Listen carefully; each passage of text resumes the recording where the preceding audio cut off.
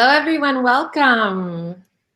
Hello, everyone. Welcome to this very special edition of Give Miami Day on the Miami Climate Alliance. We're very excited to be conducting this Facebook Live in community with all of you on this very special day so that we can create consciousness about the protecting our environment, particularly here in South Florida, and so that we can take advantage of this wonderful day really focused on serving our communities and elevating our communities and raising the funds needed to be able to build resiliency. So very briefly, the Miami Climate Alliance's mission is to build urgency, power, and cohesion by activating the Miami community through strategic actions that recognize climate change as a threat multiplier to all forms of justice, especially for Miami's low-income Black, Caribbean, and Latino communities. We have well over 94 member organizations, 5 very active working groups, and 5 standing committees. My name is Melissa Taveras. I'm a founding member of the Miami Climate Alliance. I'm also a member of the steering committee and co-chair of the communications department. So I'm very happy to be sharing space with all of you today and very, very thrilled to welcome our very special guest. He is John Morales. We're very honored to have him today, Chief Meteorologist for NBC6 and Telemundo, a very respected member of our community who has really done so much to create awareness, not only about the weather impacts, but also how climate is really changing the way our world responds and our world produces weather patterns. So we're very happy to have you join us today, Mr. Morales. Thank you so much. Thank you, Melissa. It's great to be here. Thank you so very much. So as we said, we're sharing space today just to get a better understanding of what our communities are dealing with, the impacts of climate, and we're very happy to have you to speak on this very important topic. So just to get us started, what got you particularly interested in studying climate change in the first place? And how has your understanding of climate change changed over time, both in your professional setting and with what you've learned? Sure. Well, I guess everybody knows me mainly as a weatherman on TV, although I guess over the last several years, people have also started to see me as a science communicator, communicating on climate, environment, and other matters.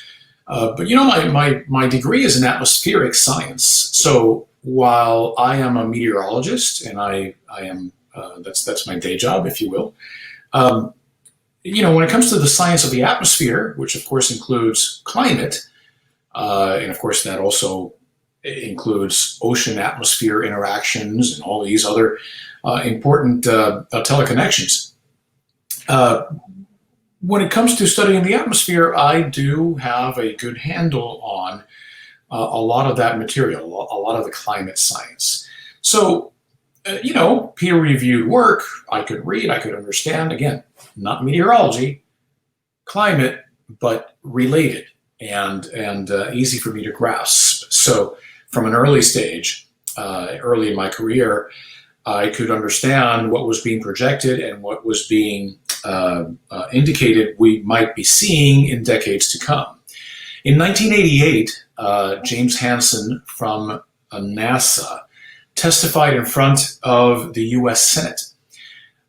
And for the first time, I think, put on Americans' radar, no pun intended, the concept of the warming climate, global warming, and what might happen down the road if we continued business as usual in terms of injecting greenhouse gases into the atmosphere. Well, a lot of the things that James Hansen projected way back then, in 32 years ago, are coming to fruition, unfortunately. Now, I started my career with the National Weather Service. I was a forecaster before being in media. Once I got into media in 1991, there was an invitation in 1997 for about 100 broadcast meteorologists from around the US to go to the White House. This is during the Clinton administration. And we were presented with, this is by top scientists, we were presented with the picture of the state of the science of climate change at the time. And I think a lot of us left that event inspired to try to find ways to communicate more urgently on this building threat. So during the 1990s, while I was on Spanish language TV and before social media, I did some efforts, mainly in the form of long format reporting on television. But then I transitioned, or we all transitioned into the 2000s. We saw social media emerge. I eventually transitioned into NBC, and more opportunities arose for me to communicate on climate, not just in long format reporting on traditional media, but also on social media, and as well with more severe weather and extreme weather events driven by climate change starting to occur in an accelerating fashion. Suddenly, I could, within my weather segment, help viewers make the connection between some of these extreme weather events and what is consistent with what you would expect in a warming world. And sadly, these opportunities have come more and more often in recent years. So, whether we're going through an insane heat wave, as a matter of fact, this 2020 is the hottest year ever recorded in Miami and numerous other Florida cities. We have had incredible rainfall events, and again, heavier downpours are also consistent with a warming planet. We are seeing fast, rapidly intensifying tropical cyclones all around the planet. We've had several examples, the most recent one being Iota, that increased in intensity tremendously in just 24 hours and eventually became a Category 5 in mid-November, approaching Nicaragua. So that too was forecasted. That too is now verified by peer-reviewed science that a greater proportion of tropical cyclones around the planet are becoming the catastrophic Category 3, 4, and 5 hurricanes, typhoons, and cyclones that produce the most deaths and damage. That is happening. So the train has left the station. We need to urgently find ways to keep it from accelerating. We need to find a way to slow this down. If we can, decades down the road, reverse all this, wonderful. But first things first, we need to slow down the accelerating pace of global warming. Wonderful. Thank you so much for really creating a space where you can educate folks on those connections, because they aren't as apparent, and a lot of people don't realize that there is that connection. What are the best indicators that we are in fact experiencing a climate emergency, other than, of course, what you just mentioned in the cyclones? And are we able to correct course? Well, about the indicators, I already mentioned a couple, right? And I mean, these things are just happening at an accelerated pace. So whether it's, for example, flash droughts or droughts developing faster because the air temperatures are higher, and therefore with a higher air temperature, evapotranspiration rates are more rapid. The vegetation and the soils dry out quicker. So it doesn't take as long of a dry spell to be able to develop drought conditions.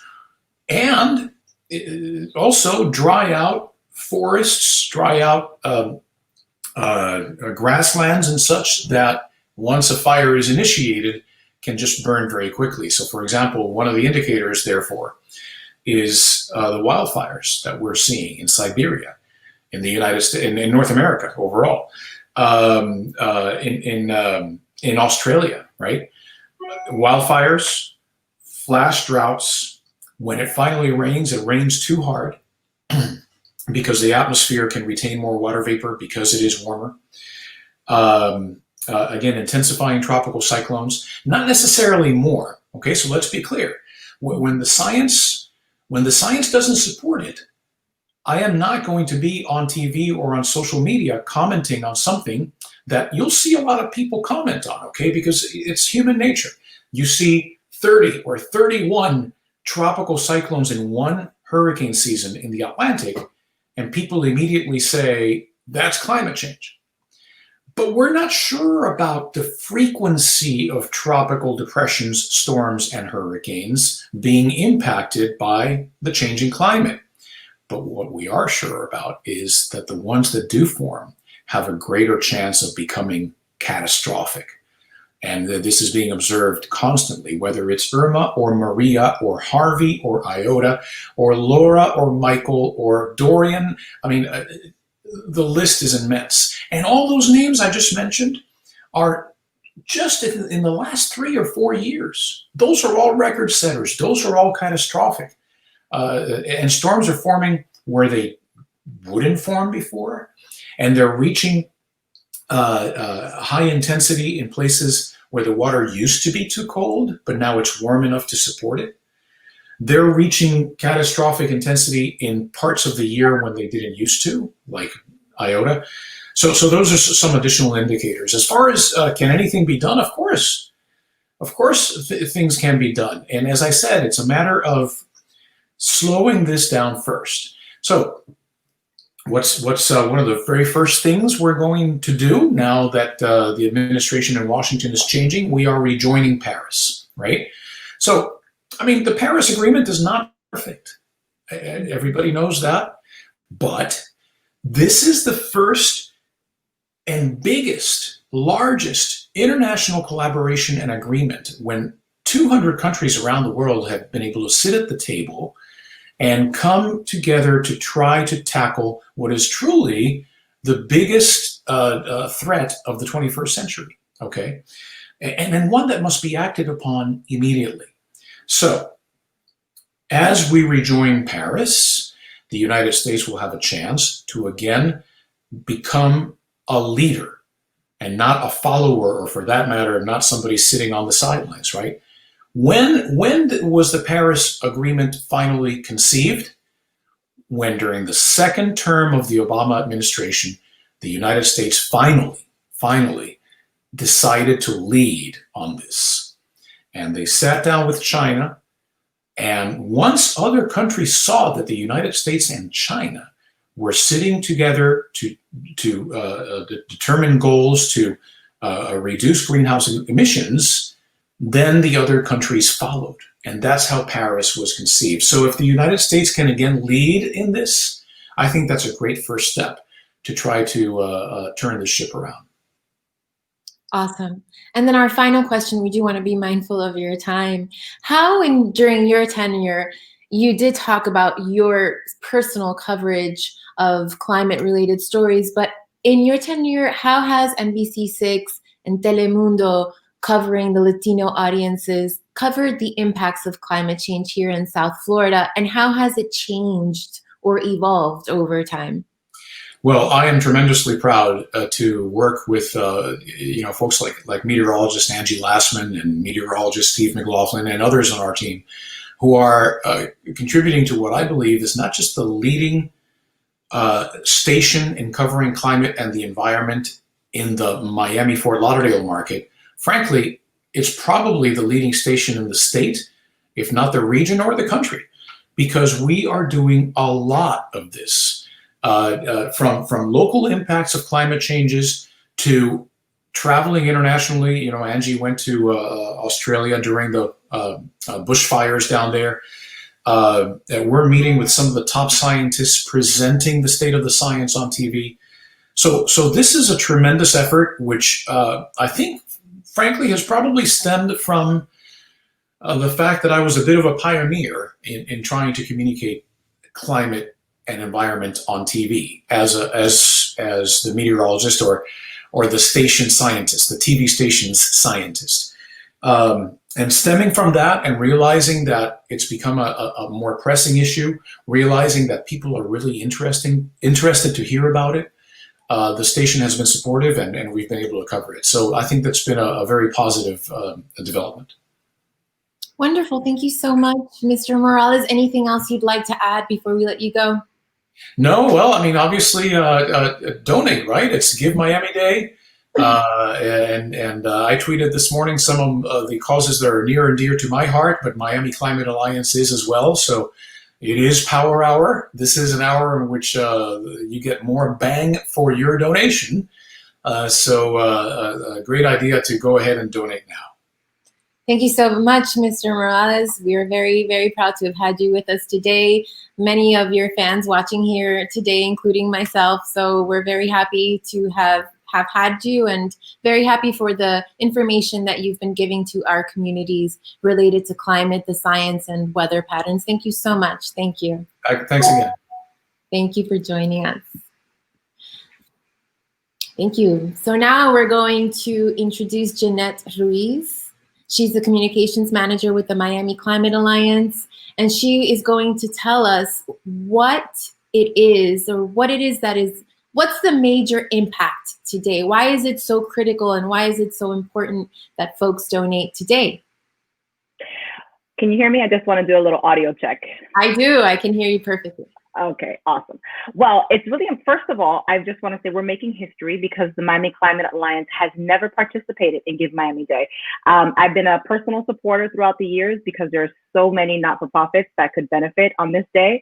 So I'm very proud that the Miami Climate Alliance is participating.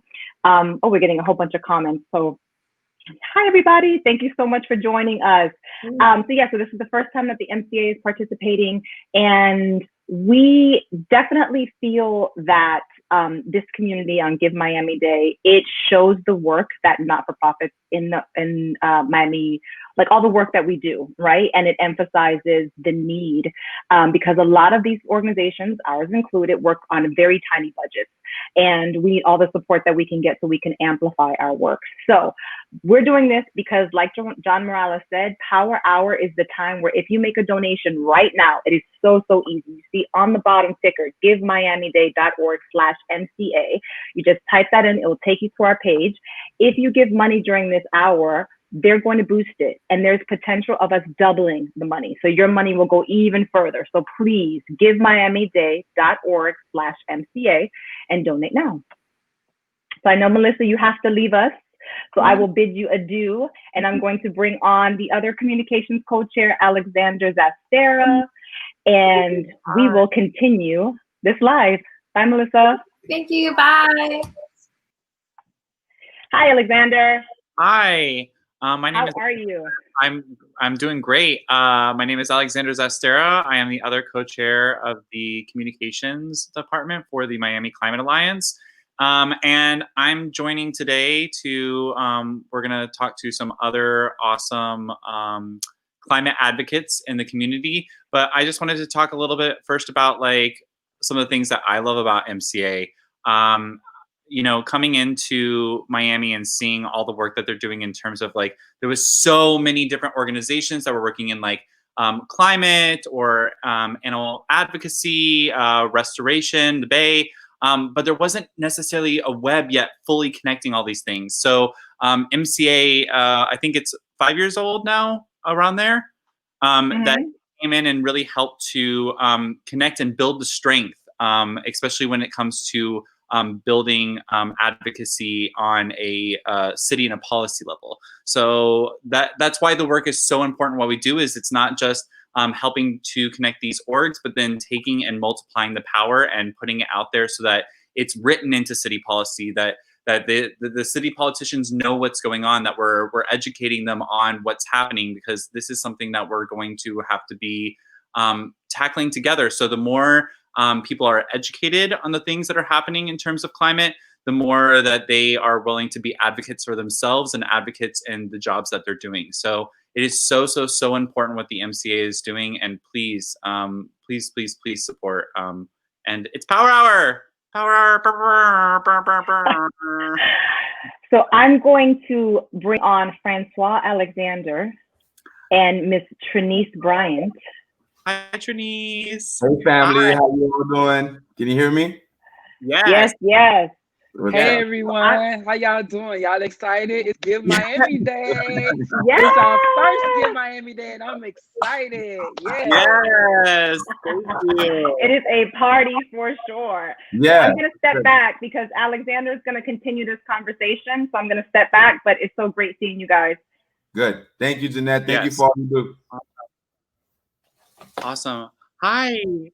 So I have, okay. I don't know if you saw, well, since you guys came on, so we just came from John Morales, and he was giving us a lot of the lowdown about like, specifically about hurricanes and climate, like how that's changing. Can you both introduce yourselves and talk about a little bit about the work that you do? Because I think it also relates especially to like disaster and housing and those sorts of things. I would love for you to talk about both of your work in those regards. Ladies first. Hey everyone, this is Trenise Bryant. My gender pronouns are she, her, hers. And the work I do is around affordable housing, around housing and gentrification. And climate gentrification is one of the things, because we do live in a state where the climate is iffy right here. And we always being faced with sometimes hurricanes. So that's what I do. I work around housing issues. And I'll pass it on, and I'll talk a little bit more later as the questions are being rolled out. Good afternoon, everyone. Thank you so much for being on live with us here at with the MCA. My name is François Alexandre, also known as Uhuru Conscient. And within the last going on 4 years now, my partner and myself, Michael Clarkson, we've created Conscious Contractors. And Conscious Contractors is actually a company that is set to deal with mitigation, more mitigation instead of adaptation, but also through community control, understanding the needs of the community and also the environmental impacts of this community. So within the last 4 years, what we've been focused on is the community TIET, also known as Little Haiti. And our starting point was one that was very necessary because of Hurricane Irma. 3 years ago, we all know that South Florida was hit by well, I wouldn't say as much as crazy it was, but there's other states that had gotten more impact. But Irma definitely did set us on track in terms of us having to understand how to deal with such hurricanes, especially as they've gotten stronger due to climate change. So we've been right in the midst of it. Also, we've been in the midst of COVID since COVID has started. And we're just happy to be here. We're happy to be part of the Miami Climate Alliance. Just like Alexander said, since its inception in 2016, we have always been doing work in silos, but Miami Climate Alliance has been, really incredible at galvanizing these organizations and putting them together and making sure that we can have one unified voice when it comes to fighting climate change here in South Florida. Thank you so much. I have a question for both of you in terms of like, specifically with the work you do. It really is about reaching out and helping people who need it in your own communities. How do you go about, like, that is I think such like a not necessarily hard thing to do, but it definitely takes some figuring out what have you found are the most effective ways for helping people through your organizations. So can I go? Yeah. Sure. One of the most effective ways that we found out that's really working good for us is going back to old school. We live in the 21st century. We know just by just by your hands, you can send a tweet that'll go out through the world. But when you're doing community work and it has to do with community control, first thing that we've come to realize has been very successful is word of mouth. And also having to go through the neighborhood, canvassing the neighborhood and getting to know the neighborhood. And that's how we've been able to stay upbeat and whatever's going on with the neighborhood and how we can stay on the mitigating side of it. And I always see you on you're going live all the time too. That's true. For me, like Francois said, getting in the community, like knocking on doors, going old school. We have to we find that to be very informational when you do that, and not just assume that you know the problem that's going on in the community, but knocking at the doors, having those one-on-one conversations with community, and asking them what they want to see change. How do they want to be helped in their own community, basically. So it's going back to old school organizing, one-on-one. Nice. Okay, so and how have you like in terms of communicating with the people that you're helping? Because now we're starting to see that climate is affecting in terms of like the housing crisis, like when we're thinking about hurricanes, but then also what you were discussing earlier about climate gentrification, how we have the coastal ridge that is higher elevation, which goes through Little Haiti, and that a lot of developers now are moving and buying up the land there. So how are you facilitating those discussions on climate in your own work? Well, you know what's crazy is I've come to realize that TIET is made up of people who are immigrants. So we're from an island, and there's nothing but water around us. So when it comes to mitigating climate, that's something that we've always been doing. But in the whole context of the collective, what we've been able to do is pick up from the knowledge base that they already have.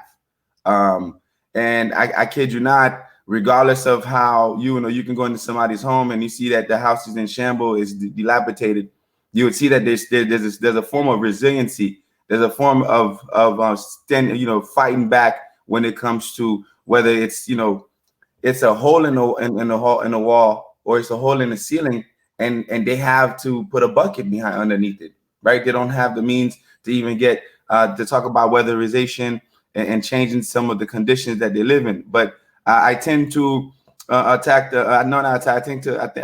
tend to go into the community with the understanding that they have some knowledge based of what's going on and how we can further educate them to make sure that they're on the resiliency side of things. Awesome. So for me, in the community that I tend to work in, the community didn't know anything about climate. All they knew about the hurricanes, that's all they knew. But they didn't know how real climate affects their own community that they live in, and how it tends to have pushed them out when they see a lot of the redevelopment that was happening in their community. They noticed that the people that looked like them wasn't the ones that living there. So for me, having those conversations and educating the community of what is climate gentrification also, so that, it's been in the last couple of years, maybe 3 to 4 years now, Liberty City understands what climate is. Before, they just knew every year this hurricane season, from this part of the year to this part of the year, we're going to be dealing with hurricanes, but not understanding the shift in what hurricanes and what the climate and what global warming is doing to our communities. So yeah, just staying in the community, educating them around what climate is. Yeah, no, that's true. And just this year we've hit past records in terms of the heat. And Michael Clarkson has been really working on with Catalyst Miami as well, putting some heat sensors around to check the heat. And that's something that's been really bothering us in TIET, also in Little Haiti, and of course in every area here in South Florida, given the fact that we're a tropical area. But the heat exhaustion is something that we've been dealing with when it comes to asthma and so forth. Beautiful. And so, I mean, something that you mentioned that, because something that, that we can do actively that helps to sequester carbon, so bring carbon out of the atmosphere, plant a tree, and it also gives you shade. And if it's a fruit tree, then you can eat from it. Like there's, as well as bring down the urban heat element that you were talking about. And that is something that I know that is happening around Miami, is kind of this shift. And Francois, something that you did bring up also, particularly about like the immigrant community, and that I think is important to talk about in terms of outreach, is just as people are outreaching, you have to outreach in those different languages. You can't just be, you have to make sure that you're actively putting out the information. So that's something at the MCA that we're very thoughtful of. So all of our meetings, we make sure that we have people that are translating languages so that it's open and accessible to all, but just also a note to everybody, like if you're doing advocacy work, that's definitely something that you really need to be thinking of. Yes, yeah. So I think I have one more question for y'all. So the climate is changing. So what kind of, I mean, we're gonna have to change, right? So we have to change with it. What kind of changes would you like to see? Well, I'll tell you what, they consider Little Haiti to be one of the fastest gentrification, and also at the same time the highest of high grounds when it comes to sea level rise. But quite frankly, to be honest with you, you know, the Hurricane Ada just passed and how it flooded Florida. In Little Haiti, we have a truck, and it takes us sometimes hours just to get out of 78th Street. So as much as we're thinking that there's high elevations here and there in Florida, we just have to think about how fast some of these glaciers are melting and how fast this water is coming in, and yet we don't have the infrastructure, you know, as government. It's one thing that nonprofits can collectively come together and somewhat take care of this community somehow, some way, through grants to whatever. But if the county and the city doesn't step in through the, you know, infrastructure to making sure that they can be the first one in the community to talk to people, we're not gonna, you know, within 25 years, whether it's units in Little Haiti or out west, you're gonna start seeing the Everglades coming in. Yeah, and to add to that, I think in the last couple of years, you know, the hurricane that happened in the Bahamas, like people in Miami-Dade County seen that. People in Miami-Dade County like had boots on the ground wanting to support what was going on in the Bahamas. So when I talk about what it looks like around educating around climate, people are not aware of what is going on around them and wanting to be more involved. And that's through a lot of the outreach that we have done at Miami Climate Alliance and some of the alliance groups that are a part of Miami Climate Alliance, like Miami Worker Center, you got Catalyst Miami and FARM and all those different organizations that have put people in conscious contractor, like conscious contractor.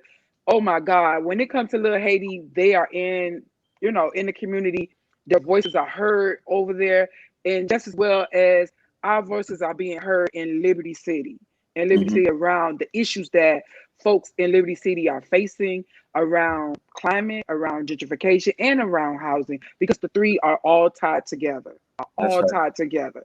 And we can't do one without the other, and we can't see one without seeing the other, that how it affects us and how we live day to day.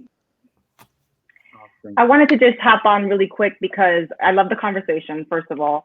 But I want to talk about COVID for a bit and what you guys have been doing individually with your work with the housing moratorium and then conscious contractors. They've been doing numerous food drives, and you guys are always helping people in your community. So I'm going to throw it to Trenise first and talk to us a little bit about the work that you've been doing.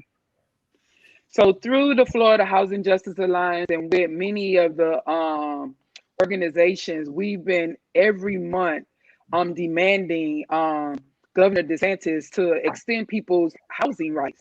Do not evict people, do not put people on the streets.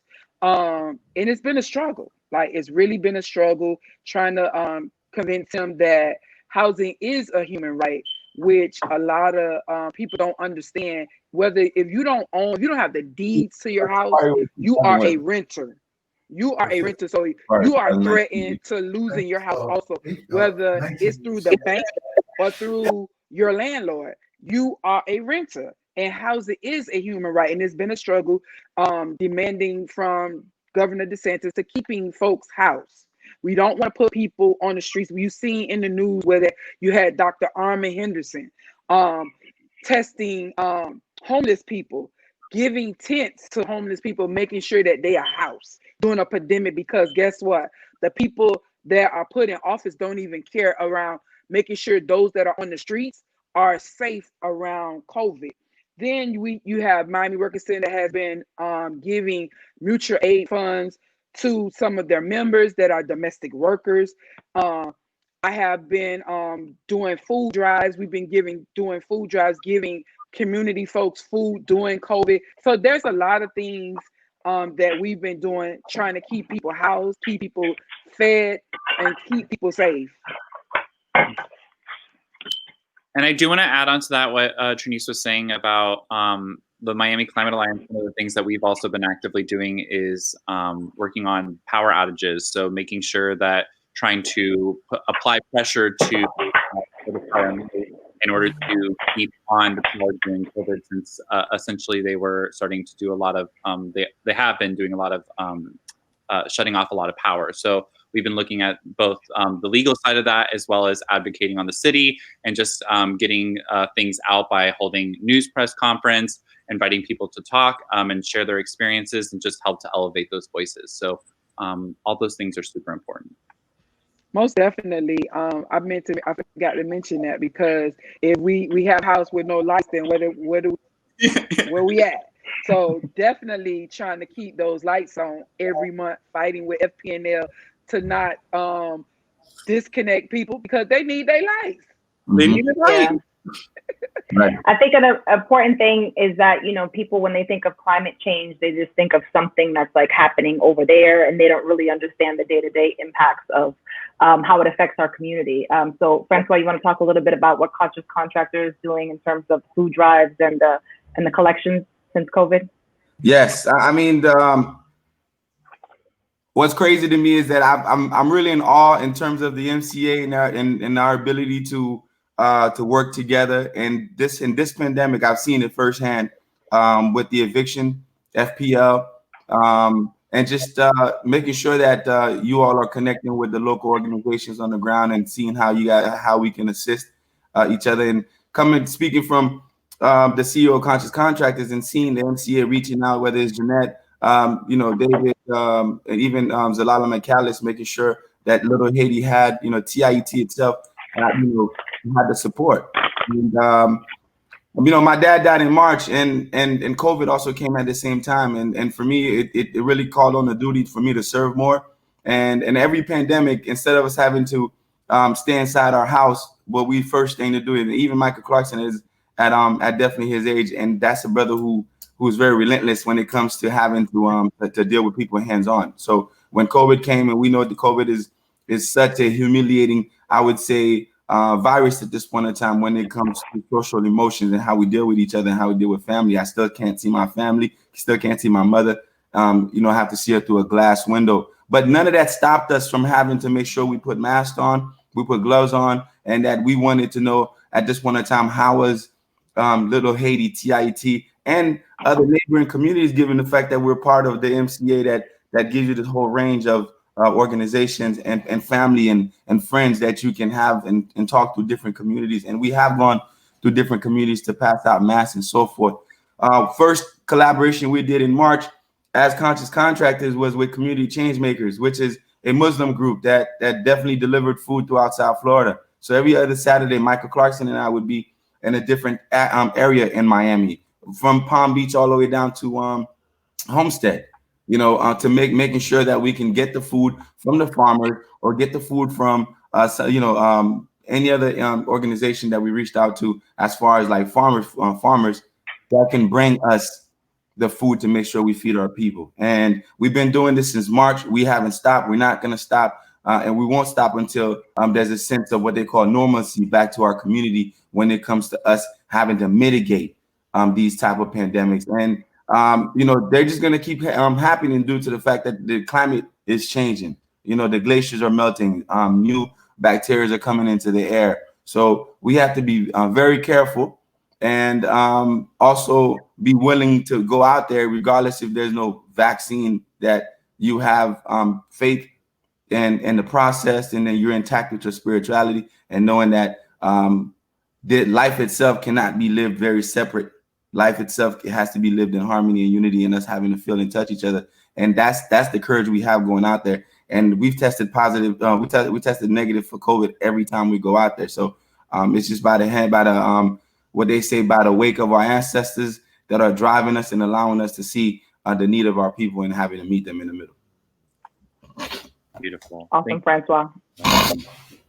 And you guys also take care, you take precautions. You wear your mask and you have your gloves. I see you guys out there. So you're testing negative because you're staying safe. Staying safe. We have no choice. Listen, even on this call, there are a lot of us who are looking to seek political chairs, and we have to be right about this. We have to call this pandemic it is for what it is and take the necessary precautions to survive this pandemic. Because if not, I don't know about this herd immunity or whatever else they got going on. That's not it. That's not it for us. But what is it for us is making sure that we can build up our immune system through the natural remedies that has been helping us since before. Awesome. So I'm going to bring in, first of all, thank you so much for being on the panel. You are more than welcome to stay, but I know that you guys are extremely busy. Yeah. So if you have to hop off, please feel free to hop off. Thank you. I'm going to do a quick little plug, a reminder, that little ticker that you see on the bottom of your screen, givemiamiday.org/MCA. We have raised over $2,000 so far from 38 donors. Yes, thank you so much. But we can do a lot better than that. So go to givemiamiday.org/MCA, and I'm going to bring on Jane Gilbert. There's Jane. Hi, Jane. Hi. One of my favorite persons. Oh, that's my dog. Sorry. Before Francois and Trenise jump off, I just want to say thank you for your great work. I love working with you guys. Thank you, Jane. I have to leave, but you're one of my favorite persons. I love you. Thank you, Jane. Yeah, I have to leave. The work continues. I have to build my team. Yeah, you guys got to do the work. Team. Yes. Get back there. Give some money, guys. You got to tell. Give some money. All right, guys. Thank you so much. Yeah. And I will hop off as well, Alexander, so you can continue the conversation with Jane. Awesome. Hi, Jane. Oh, nope, that's not right. There you go. Hi. Hello. So I mean, as we just saw, you are extremely well loved within this community because of all of the tireless work you do. Can you just give like a little bit of a run, because you've been in Miami for so long and you've done so many things. Can you just give us a little bit of a rundown of some of the things that you've done? Sure. So I love Miami. I've been here 25 years, a little over 25 years. I came here after having worked in both the environmental field at an international nonprofit and then in the corporate world, helping large companies have better environmental, like large chemical waste management type companies have more better environmental practices. But I came here right after graduating from public administration degree, really focused on urban community development. I really wanted to marry my environmental work with community development, but I ended up directing the Art Center on Lincoln Road first. It was a community development venture for me, and it was a great way to land in Miami. I got to meet a lot of artists and really understand sort of the mix between arts and development and government. And then started an organization working with artists in public schools called Arts for Learning. And we built that. Sheila Womble now directs that. It's a great organization. But when I left that, I wanted to get back into the environmental field and back in community development. So I helped start an organization called Dream and Green that works with schools across the county and even in Broward to help them build sustainability and climate education into schools and actually make those schools go green. And then I had another private sector experience of managing Wells Fargo's philanthropy in South Florida, which gave me a huge perspective of the forest through the trees. We were focused on housing and equity issues, as well as environmental. We built a green team and did some great environmental work there. And I got to know the business community pretty well. I left that really wanting to focus on how climate change is impacting our community and really greater Miami, and went over to the Miami Foundation to help them with their leadership agenda around those issues. And then we ended up getting the 100 Resilient City designation, and that's how I became the Chief Resilience Officer, which I did for the last 4 years in the city, building building plans, et cetera. So we are forever like in gratitude. Like you have planted so many trees in the forest that have grown and sprouted and started even more trees. And like, so thank you for all that work. So you were talking about like, well, you mentioned like towards the tail end, you said that, you know, that you had just finished up as Chief Resilience Officer at the City of Miami. What did you like learn in that role in terms of like interacting with the city and the public? Like, what did you find that was like effective in terms of reach out? What did you think people were craving? Especially during such a weird time where we're now, I think, in the city finally fully shifting our consciousness of like the public understanding of now seeing the sea level rise, seeing flooding and that sort of stuff. Yeah.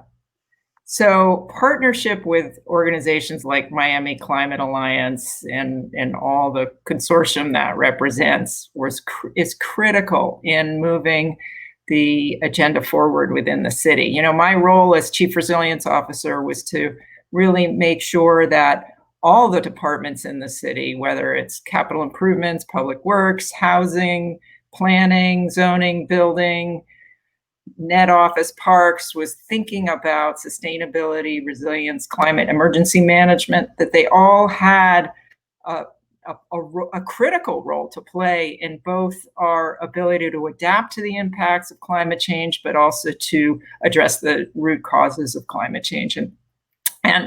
And you know, some leaders within the organization were more receptive and ready to roll up their sleeves and move forward on that than others. It's an education process. And it took me a while to realize how critical it is to have the elected leaders behind any initiative that you're trying to move forward within the city. It doesn't matter if it makes rational sense and even can save the city money. It really needed to have that. And the only way to get elected leaders on board is to have the community say it's important.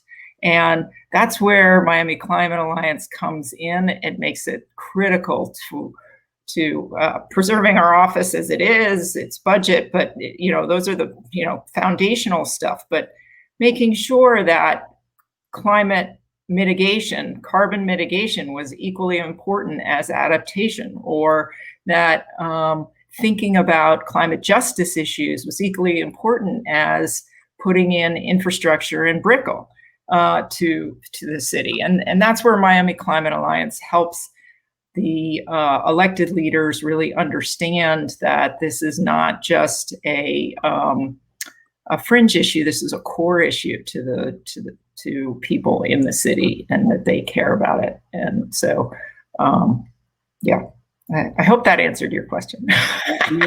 So great how I think with both of the way that you've talked about both your experience in the city and kind of how you think like you as an organizer or map maker of the city, what's happening, and trying to get all these different moving parts to understand that like it needs to kind of move and function together. Even what Trenise was talking, Trenise and François were talking about like housing and community justice is also a part of climate. It's all this interconnected web.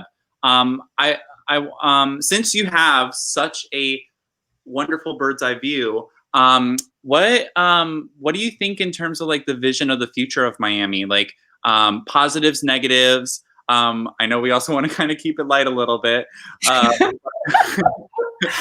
Like, where do you think the city's going?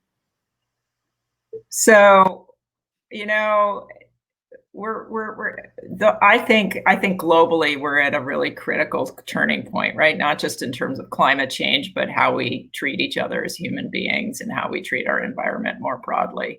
And I think Miami's right at that precipice itself. What I love about Miami is that it's very receptive to new things. And I've been able to start 2 new organizations. I've been able to build networks that, you know, in maybe a city like Boston or San Francisco that's been around might be a lot harder, or Chicago might be harder. Miami's very open. It's very young, and it allows more people into the tent. So I think, and you know, places like Miami Climate, that's Climate Alliance that's truly a diverse alliance of people, give me that hope, because that's what we need. We do have a very diverse place, but it is we're still in silos as communities and as sectors and organizations, and I think things like Miami Climate Alliance, the Resilient 305 strategy, some of the things that we worked on really help people see the connections between their business and this nonprofit organization and this city initiative, and that gives me hope. I also think we've been an incredibly resilient community from the get-go. We've always faced big challenges, whether they're related to climate, like the hurricanes and storms, or they're related to immigration patterns or justice issues, racial issues. I think we've been able to. We still have a lot of work to do, particularly on the equity issues and the climate. Yeah.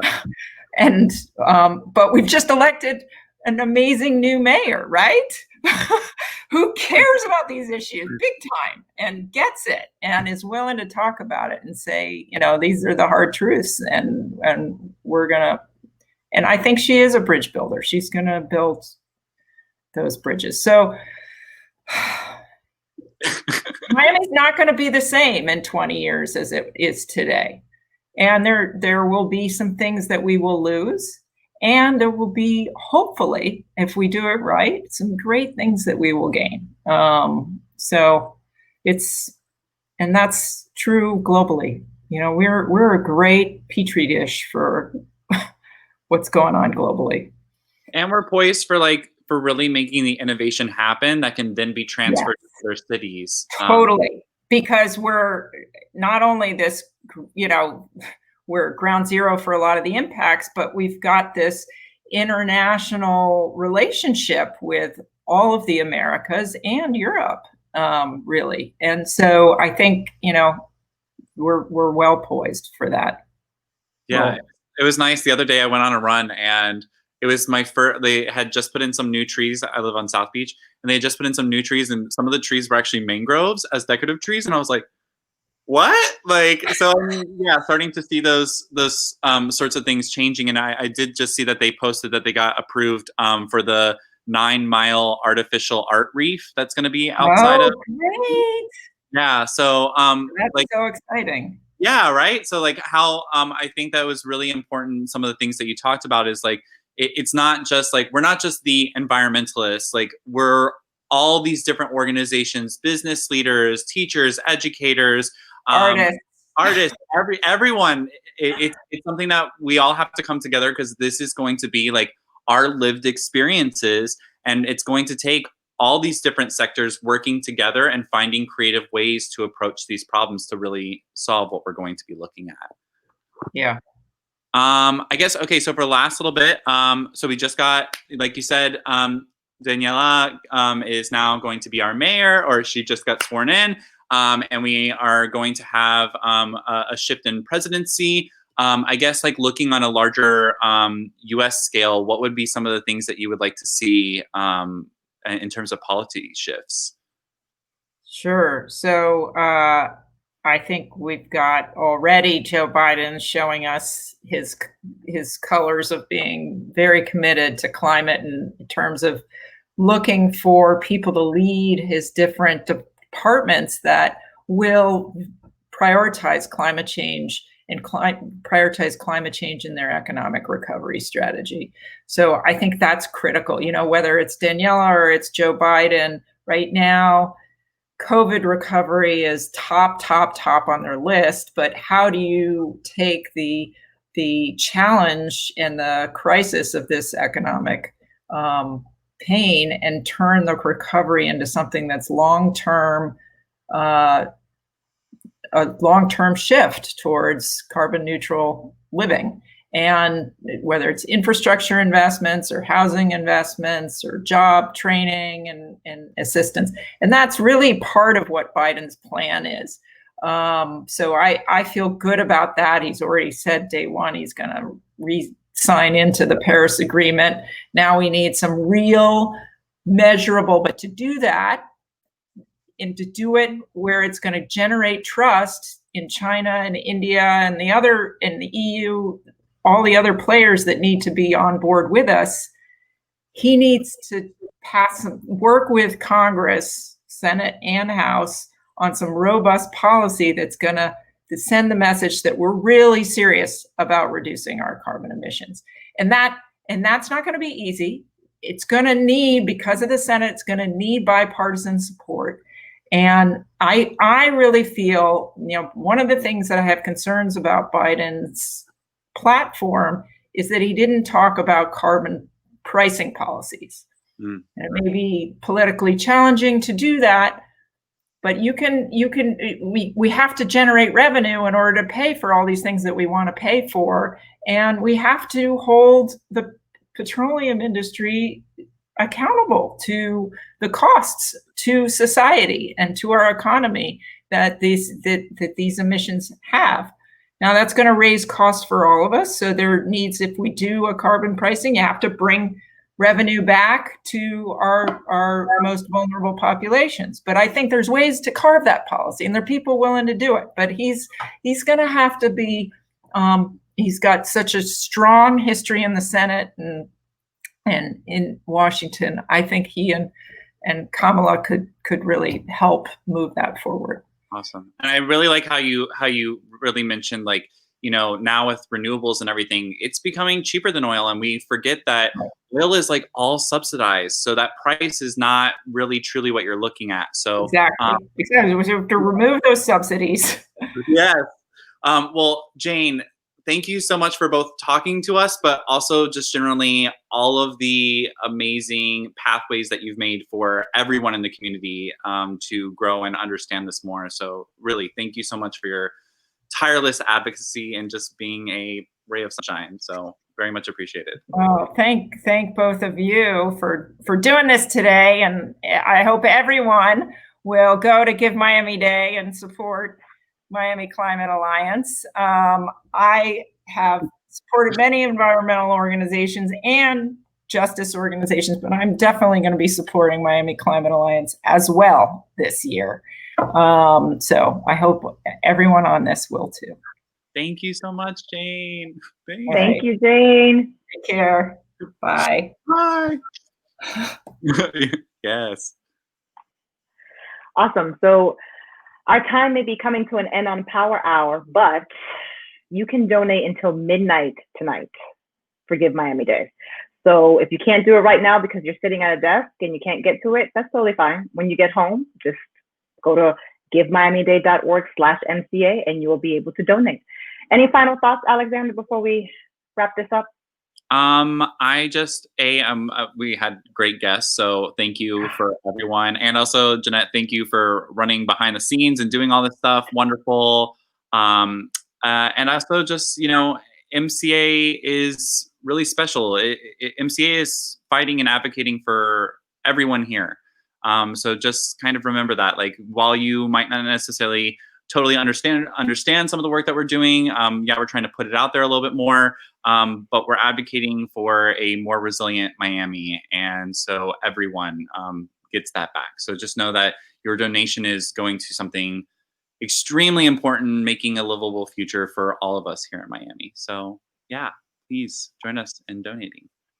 Yes, absolutely. And for those of you who don't know, again, my name is Jeanette Ruiz. I didn't introduce myself officially in the beginning, but I am the Program and Communications Manager, and I'm the only full-time paid staff member of the Miami Climate Alliance. I came on in 2018, and this position has completely changed my life because it's opened my eyes to, as I mentioned before, the real impacts of climate change in South Florida, how we're feeling it in real time. And the organizations that are part of this alliance and the individuals who are part of this alliance inspire me every single day to not only work harder, but then just to be a better person. Because when you see people dedicating their lives to helping others, it really inspires you and it pushes you to be better. So please donate to the Miami Climate Alliance and donate to all of our members. Go on GiveMiamiDay.org, and there's hundreds, thousands of not-for-profit organizations that could benefit from your dollars. So if you have more money to contribute, please do so. Thank you so much for joining us today. And we will see you soon. And like I said, you have until midnight to donate. And we have a meeting on December 12th. Yes, the last meeting of the year. Join us. I think we're going to do it digitally because we're still in the COVID moment. Yes. Yes. But we have general meetings, and please join us if you're interested in also supporting our work in that sort of way. Absolutely. Thank you so much, guys. We are officially signing off. Have a great afternoon. Bye.